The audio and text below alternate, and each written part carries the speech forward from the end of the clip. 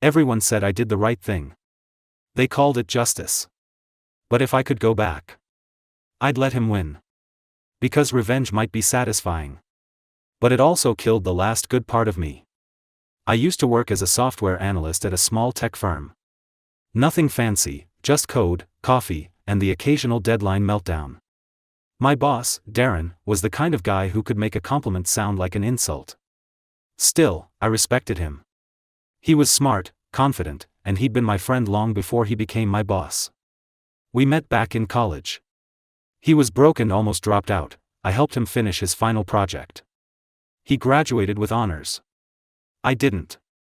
I never blamed him, though. He deserved the success. At least, that's what I used to think. The shift began during our biggest project of the year, a contract with a national client. I poured everything into it. Late nights. Missed birthdays. Burned out weekends. When the presentation day came, I sat there, exhausted but proud. Then Darren stood up and presented my code as his. He called it his team's work, but his team was just him. He didn't mention my name once. When the client signed the deal, they handed him the bonus check. And me? I got a polite clap and a "great effort, kid." The next week, he had me reassigned to system maintenance, a demotion. Apparently, the company wanted someone more creative for upcoming projects. That's when it hit me. He hadn't just stolen my work. He'd stolen my reputation. Most people would have yelled, reported him, or quit. I didn't. I smiled, nodded, and said, "Sure thing, boss." Then I started watching.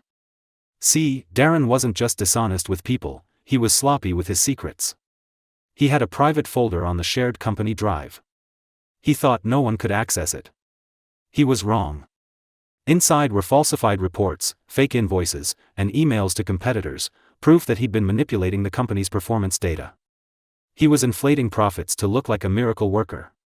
At that point, I could have gone straight to HR. But that wasn't enough for me anymore. I didn't just want justice. I wanted him to feel it. So I waited. 4 months. Every time he smiled, every time he took credit for my work again, I stored another piece of evidence. A text here. A screenshot there. By the time the annual conference rolled around, I had enough dirt to bury him 6 feet deep in corporate hell. The conference was his stage, his biggest brag fest of the year. Hundreds of investors, journalists, and executives.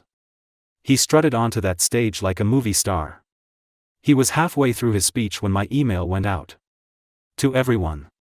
Every manager, every investor, every client, received a folder titled, "The Real Darren." Inside were all the files. All the lies. And one final video, security footage of him accepting an envelope of cash from a vendor he'd blacklisted months earlier. He froze mid-sentence when phones started buzzing. Then people started whispering. The boardroom silence that followed was electric. Security walked him off stage. No one clapped. No one said a word. As he passed me, he didn't look angry. He just looked tired. Like a man who already knew he'd lost long ago. The fallout was brutal. He was fired on the spot. Blacklisted in the industry. Within a week, everyone in the company knew I was the whistleblower. They called me a hero. They said I saved the firm. They even gave me his office. For a while, it felt amazing. Justice served, right? The guy got what he deserved. The system worked. Or so I thought. A month later, I got an email from him. No subject line. Just one sentence. "You were right to do it. I'm sorry for everything." I didn't reply. I didn't want to. It felt like closure. But 2 days later, I saw his name on the news. He'd taken his own life. Left behind a note for his daughter. I don't remember the whole message, but I remember the last line, "Tell him I forgive him."